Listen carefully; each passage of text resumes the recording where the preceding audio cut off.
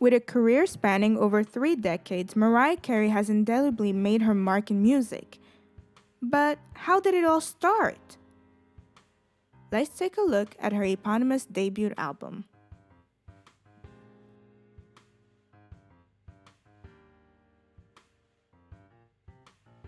In the 80s, Mariah Carey was a teenager, and the two biggest teen idols were Tiffany and Debbie Gibson.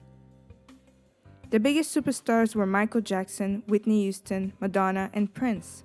They were immensely talented and were trendsetters. With a new decade that was starting, how was it possible for Mariah Carey to find room in this musical royalty? How did she cement her place among legends from the beginning of her career?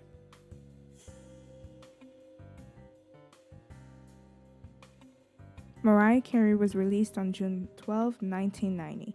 It contains 11 songs, all of which can be placed into 4 categories: the songs expressing gratitude and hope, the sad love songs, the happy love songs, and the songs expressing confidence and self-worth. Starting off with the category of gratitude and hope. In Vision of Love, Mariah Carey expresses her immense gratitude and how she weathered through many storms to finally be living her dream. There's Got to Be a Way reveals her desires and hopes for a better society and a better world with no more suffering. In the sad love songs category, we have I Don't Wanna Cry, in which she talks about how the relationship left her devastated and that she must let it go. In Love Takes Time, she's the one who loses the lover. She messed up and she's asking for a second chance. Alone in Love is about a one-sided relationship. Her lover completely disregards her. In Vanishing, she is losing her lover, and she wished it wasn't this way and that she was able to do what's needed to get him back.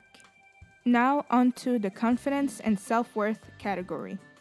You Need Me and Someday share a lot of similarities.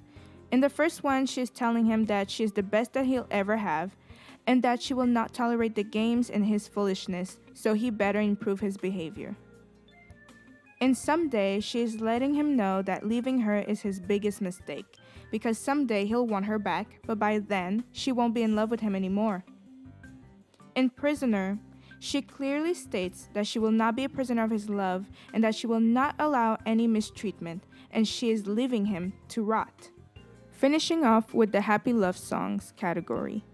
In the song All in Your Mind, she is reassuring her lover that she is in love with him and that he shouldn't think otherwise. In Sent from Up Above, she expresses her infatuation with her lover and how they were meant to be together.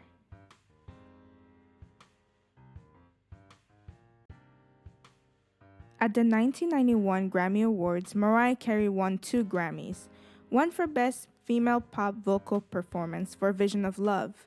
The Grammy she was nominated alongside Whitney Houston, one of the biggest superstars. And the second was for Best New Artist. Aside from winning Grammys, the album scored 4 #1 hits with Vision of Love, Love Takes Time, Someday, and I Don't Wanna Cry, therefore breaking the record of the Jackson 5 for having the first 4 singles to reach #1. The album was #1 on the US Billboard 200. It was #3 on the US Billboard Top R&B and Hip Hop Albums chart. And it went 9 times platinum. Obviously, the album achieved much more success even in other countries. Getting a lot of recognition is wonderful, but it's even more delightful when you believe in yourself and in your talents. When you celebrate yourself before being celebrated.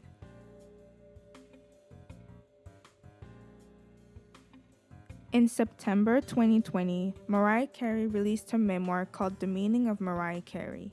In it, she mentions that she used to sing background for Brenda K. Starr. Brenda K. Starr heard the songs that Mariah was listening to, and she asked her if she could have them, to which Mariah Carey answered, "I know I don't have anything big going on yet, but I'm sorry. I have to keep these songs. These songs are the ones that I wrote for me."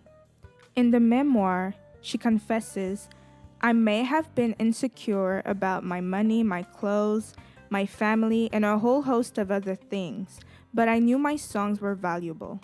A couple of weeks after releasing her memoir, The Rarities, which is a compilation of unreleased songs throughout the years, was released. It includes Here We Go Around Again, a song that was recorded around the time she was recording her debut album, but didn't make the cut.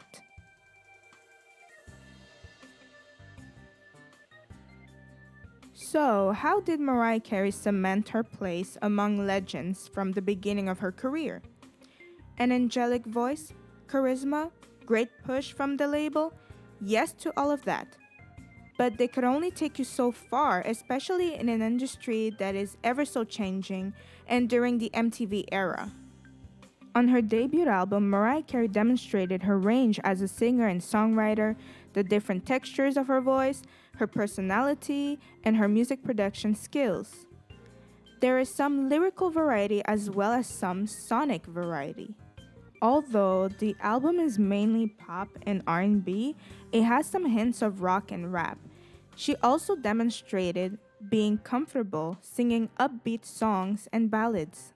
It was 1990, the beginning of a new decade when nobody knew how the new decade would sound like or the new sounds that would erupt.